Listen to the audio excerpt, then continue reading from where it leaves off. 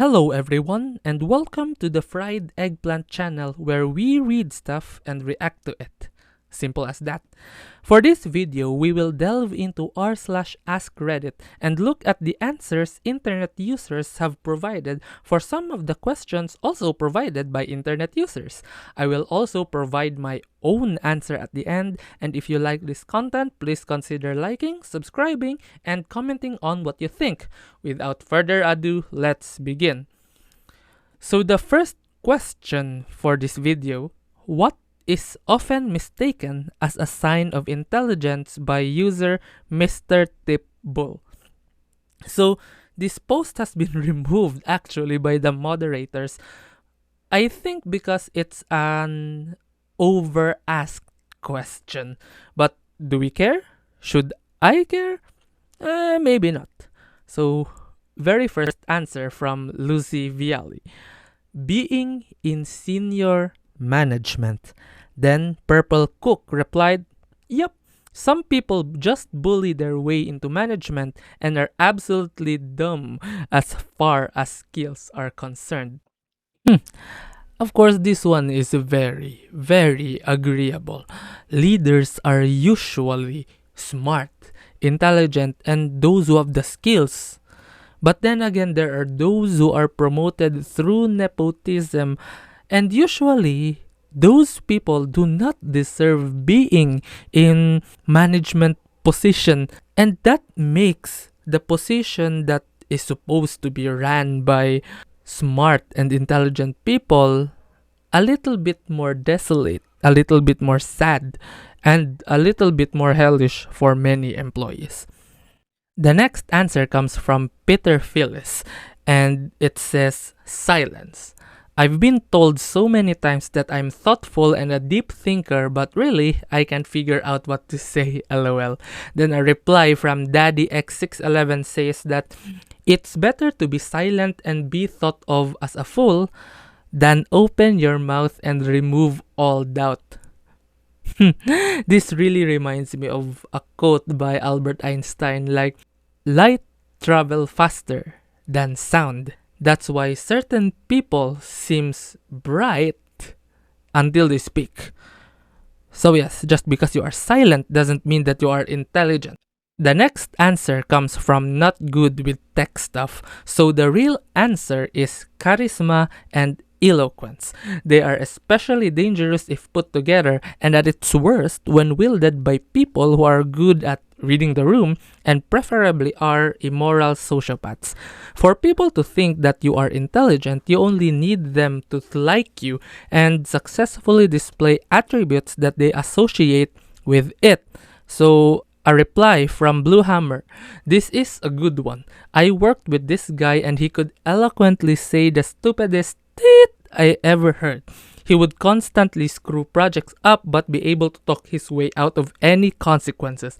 At first, I thought he was just an out-of-the-box thinker limited by management, but no, he was just dumb. The contrast of how well spoken he was versus what he actually thought of and did still confuses me to this day.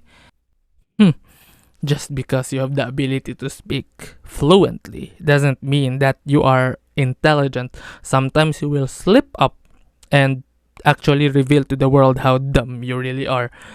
But then again, being able to speak fluently is a characteristic of a good leader.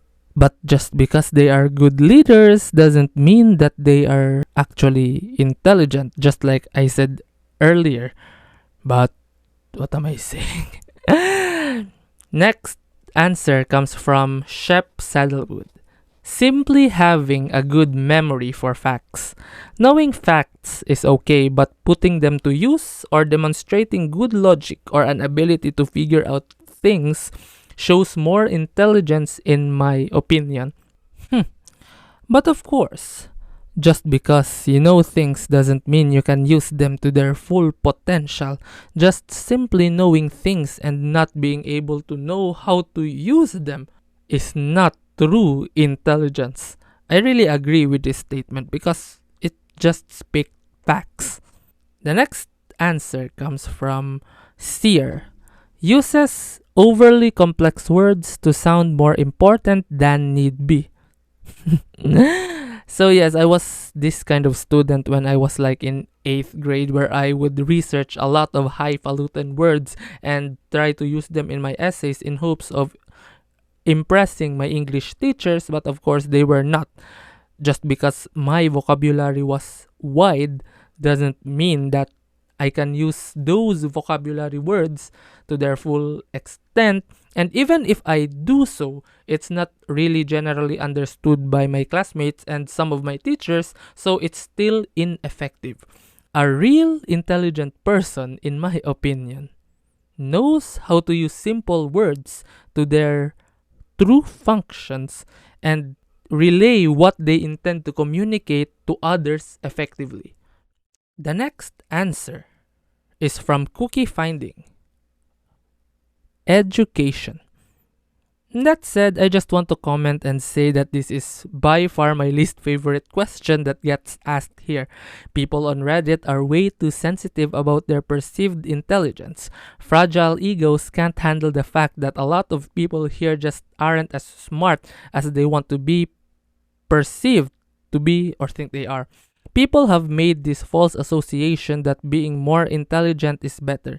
I think intelligent is simply something that describes your life, the color of your eyes, the amount of hair you have, your intelligence, all immutable facts about you that combine together to tell your life story. For some reason, I kind of don't agree, because I think I want to lean more on on intelligence's real meaning, which is a measure of smartness. It's as simple as that. And at last, my own answer.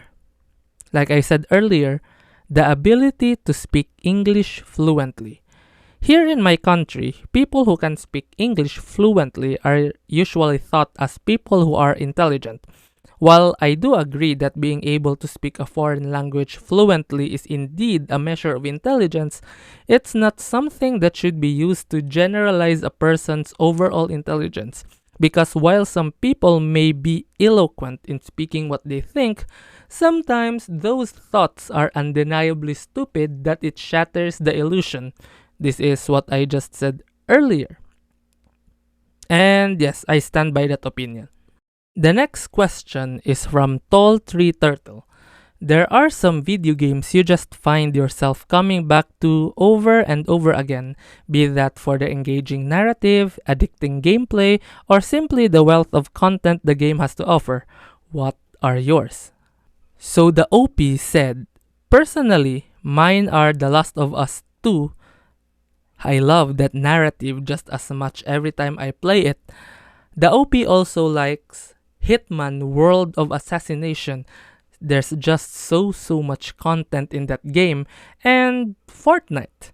It's a laugh to play with my mate, and there's constantly new contents being added. Also Dying Light 2, as it's just so fun to parkour around the city. I myself, I haven't played any of these games, but I am considering to play The Last of Us someday, but for now I don't really know if I am going to do it. The next answer comes from Incendiary Spade. Warcraft 3. It is the greatest game of all time. They made a soulless cash grab ripoff that replaced the old game's servers, and yet it's still worth playing. The custom games have created multiple genres of games by themselves. It is peak gaming, and I'll never get bored of this game from 2003. And yes, I truly agree. I myself have played Warcraft 3, both of the games, Reign of Chaos and Frozen Throne, and it's some of the best games that I have played in my entire life. Now that you mention it, I haven't really finished the last mission where Arthas has to activate 4 obelisks. I found it too hard even on normal difficulty. Maybe one of these days I will revisit it and perhaps try to finish it without the Who's Your Daddy cheat. The next answer comes from Milk. Harvest Moon Back to Nature. I would have to bike across town just to rent the game for the weekend. I rented that game for $2 and I probably spent over $200 in allowance. And yes, I do have some kind of similar experiences with Harvest Moon Friends of Mineral Town in the GBA. While I do not have a true GBA, I did have some experience playing with an emulator, and the fact that I still like farming games even to this day means that Harvest Moon really shaped my life. I'm looking forward to another type of farming game, Rune Factory 3 for the Switch, and I'm really excited for it. The next answer comes from AV8OR Boy. Pokemon. The nostalgia. Yes. My first game of Pokemon was Pokemon Emerald from the same emulator that I used playing Harvest Moon. And I can say for a fact that I am really thankful to have discovered Pokemon. It's one of my most favorite game series. And yes, I am also disappointed that the recent games don't have a complete Pokédex, but I guess I can't complain.